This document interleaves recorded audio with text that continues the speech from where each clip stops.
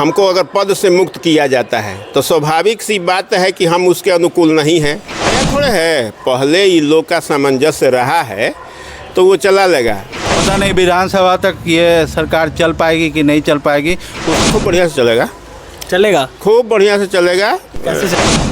नमस्कार, आप देख रहे हैं न्यूज़ रा, मैं हूं आपके साथ शुभम। बिहार में सियासी उथल पुथल होने के बाद अभी जो है बिहार में बहुत सारे चीज़ में बदलाव आ रही है। एक तरफ अगर देखा जाए तो बिजनेस में भी उथल पुथल बहुत ज़्यादा हो रहा है, तो दूसरी तरफ जो पार्टी पॉलिटिक्स है वो बढ़ गई है। एक तरफ अभी हमारे साथ जुड़े हैं बिजनेसमैन और दूसरी तरफ जो है समाज सेवी। तो आइए हम इनसे पहले जानते हैं कि जो बिज़नेस में अभी प्रॉब्लम चल रही है उस पर आपकी क्या राय है। बिजनेस में प्रॉब्लम को जिस तरीके से देखा जाता है बिहार के परिप्रेक्ष्य में, तो बिहार अभी तक पिछले 37 साल, इसको कहेंगे 17 साल या 20 साल नहीं, 37 साल 35 साल से अस्थिरता के रूप से ही चला आ रहा है।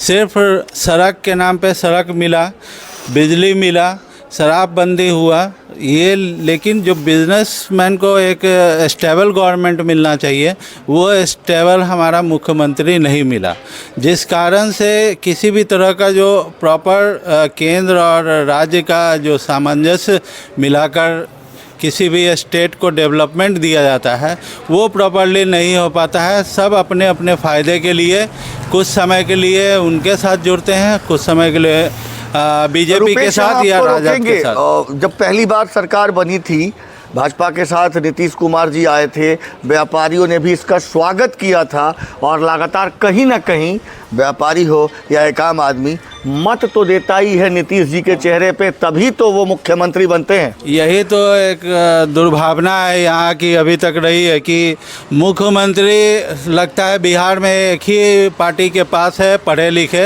हमारे नीतीश कुमार, और किसी पार्टी जो एक चीज़ और हम यहाँ सदस्य ला रहे हैं 79 या 78 या 79 सदस्य भी उनके चुन के आ रहे हैं, लेकिन पढ़े लिखे किन्हीं के पास लगता है नहीं है। आप मुख्यमंत्री के दावेदार कह रहे हैं, तो एक तरफ तेजस्वी यादव भी कहते हैं कि मैं भी युवा मुख्यमंत्री बन सकता हूँ। दूसरी तरफ अगर हम युवा नेता की बात करें तो चिराग पासवान भी मुख्यमंत्री के दावेदार माने जाते हैं। बेसिकली नेता होना कोई मैटर नहीं है, मैटर यह है कि एजुकेशन और हमारे समाज और एजुकेशन के भी मामले में आपको बता दूं कि चिराग पासवान जो है एजुकेशन के मामले में भी सबसे ऊपर अभी देखा जाता है। बिल्कुल, तो चिराग आए तो अच्छी बात है, लेकिन किसी के भी आने से हमारे जब तक बिहार को स्टेबल गवर्नमेंट नहीं मिलता है, प्रॉपर अच्छे तरीके से डेवलपमेंट नहीं हो पाएगा। सिर्फ और सिर्फ अपना वो बेनिफिट देखते हैं। आज बीजेपी केंद्र सरकार जबकि जैसा माहौल है उसके अकॉर्डिंग वो बहुत अच्छे मत से आएंगे, फिर भी वो यहाँ पे जाति आधारित रचना को देखते हुए नीतीश कुमार को अपने साथ लिए हैं। पता नहीं विधानसभा तक ये सरकार चल पाएगी कि नहीं चल पाएगी, उस पर भी संदेह है। क्या लगता है सर, आपको क्या लगता है? ना खूब बढ़िया से चलेगा, खूब बढ़िया से चलेगा। कैसे चलेगा? अरे चलाया है पहले, कोई नया थोड़े है, पहले इन लोग का सामंजस्य रहा है तो वो चला लेगा। चलाना ही मुद्दा ही है इन लोग का कि किसी तरह चल जाए। ललन सिंह जी की कहीं ना कहीं जो स्थिति थी जदयू में थोड़ी नीचे स्तर पे शायद आ रही है, क्योंकि उनको उनके पद से भी मुक्त किया गया है। अगर हमको अगर पद से मुक्त किया जाता है तो स्वाभाविक सी बात है कि हम उसके अनुकूल नहीं हैं। कहीं ना कहीं यही समझना पड़ेगा कि नहीं, बरसों बाद जो है उन्हें उनके पद से हटाएगा, तो क्या बरसों तक वो सही थे और अब जाके वो अचानक से नहीं, राजनीति में कुछ भी संभव है। हो सकता है कि जो दृश्य हम दिख रहा है वो ललन सिंह को नहीं दिख रहा हो। कहीं ऐसा भी तो हो सकता है कि मुख्यमंत्री अपना कुर्सी बचाने के लिए भी उनको हटा सकते हैं। मुख्यमंत्री का वैसे कुर्सी बचाने में ललन सिंह का हमेशा हाथ रहा है, बचाते रहे हैं, लेकिन राजनीति में कुछ भी संभव है। तेजस्वी जी ने कहा है खेला तो अभी बाकी है। तेजस्वी जी ने कहा है वो अपना पक्ष रख रहे हैं, लेकिन अब खेला वाला कुछ बाकी हो कि नहीं है। सब खेला जो होना था हो गया। पहले उनको हमारे आप जैसे मित्र जो थे न्यूज वाले उनको पूछते रहे थे तो बोले कि नहीं, एक दिन पहले तक बोले, उस दिन तक भी बोले कि नहीं भाई सब कुछ सामान्य है, सामान चल रहा है, मर जाऊंगा भाजपा के साथ नहीं जाऊंगा। हाँ, ये बात है को जोरदार आप बोले, बढ़िया बोले। और इस बार भी उन्होंने बोला है कि जहां मैं पहले से था वहां मैं अभी वापस आ गया हूं, अब इसको छोड़कर नहीं जाऊंगा। तो ये इसीलिए ना बोला जाता है कि आपका सिद्धांत कुछ है नहीं। सिद्धांत आदमी कुछ भी कर ले, हम लोग इसीलिए पिछड़े हुए हैं, बिहार के लोग इसीलिए पिछड़े हुए हैं कि वो सिद्धांत रहित हैं, उनका कोई कोई सिद्धांत नहीं है। कोई ऐसा नहीं है कि नहीं हम यहाँ से गए और यहाँ से हम चलेंगे। वो तो बिहार वासी इतने लगनशील और प्रयत्नशील और मेहनती होते हैं कि वो अपना दाल पानी दाना रोटी जुड़ा पाते हैं। नहीं तो यहाँ के पॉलिटिक्स में कहाँ, हम लोग तो मोटा मोटी अप्रॉक्स 40 साल से ऐसे ही भटक रहे हैं। सर कुछ नेताओं ने यहाँ तक कह दिया कि हमने बचपन में चाची 420 देखा था, ये चचा 420। वो तो हमको लगता है कि लोकसभा में लालू जी खुलेआम नीतीश जी के सामने बोल दिए थे कि सब कोई कि हमारे मुंह में दांत है, नीतीश जी के पेट में दांत है। तो वो तो दूरदर्शी आदमी है लालू जी, वो तो पहले ही देख लिए थे।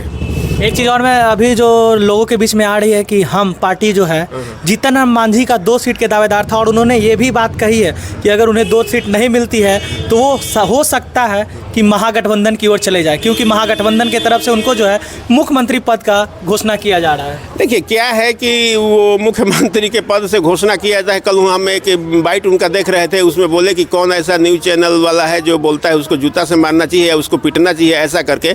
लेकिन कुछ मूवमेंट के बाद, फ्यू मूवमेंट्स लेटर, वही एंकर दिखा रहा है कि खुद मांझी जी ये बात बोले हैं कि हमको तो प्रस्ताव आ रहा है। तो मांझी जी के बारे में बहुत कुछ नहीं बोला जा सकता, वो कर सकते हैं। अगर ऐसा हो जाता तो एक बार फिर से इंडिया गठबंधन बिहार में टूटता नजर आएगा। नहीं, ऐसा नहीं है, ऐसा नहीं है। मांझी जी के पास कितने सीट हैं, उससे गठबंधन को कोई फर्क नहीं पड़ेगा। हाँ, लेकिन ये थोड़ा सा संघर्ष में ज़रूर आ जाएगा। संघर्ष आप कह रहे हैं कि उससे कोई फर्क नहीं पड़ेगा, लेकिन अगर वही हम पार्टी अगर आरजेडी में जाकर मिल जाती है तो आरजेडी पूरी तरह से मजबूत दिखती नजर आएगी, क्योंकि जो मांझी जो सीट है, जो उनका वोट बैंक है, वो कहीं ना कहीं जो है बीजेपी एनडीए को है जो नुकसान करेगी।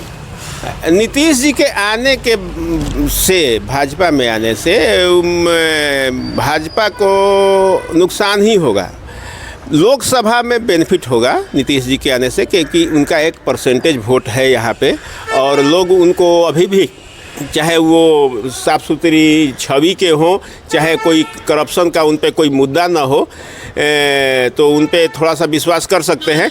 इसका फ़ायदा लोकसभा में मोदी जी को मिल सकता है। हमको लगता है इसी वजह से ये किया गया। विधानसभा में इसका कोई फर्क नहीं पड़ेगा। क्या लगता है, एक बार भाजपा गठबंधन करेगी तो निश्चित रूप से, जैसा नीतीश जी का अभी तक का सफ़र रहा है, कभी इसमें कभी उसमें, तो लोग लॉयल नहीं है अब उनके प्रति जितना होना चाहिए। एक अहम मुद्दा और सामने आ रहा है कि लगभग 6 दिन बाद जो है गठन हुआ है नए मंत्री पद का, लेकिन लोगों का कहना है कि जो जब सबसे ज़्यादा जो पावरफुल जो पद होता है वो मुख्यमंत्री एक बार फिर से अपने तरफ रख लिए हैं और बाकी जो छोटा मोटा पद है वो सबों में बांट दिए हैं। नीतीश जी का ये शुरू से रहा है कि वो गृह मंत्रालय, बड़े बड़े मंत्रालय पे वो अपने राज करते रहे हैं और उसका बेनिफिट उनको मिलता रहा है। उसी लिए वो थोड़ा सा उनका ये पकड़ है कि नहीं भाई, राजनीति में हम पकड़े हैं तो हमको होम मिनिस्टर का मिलना चाहिए।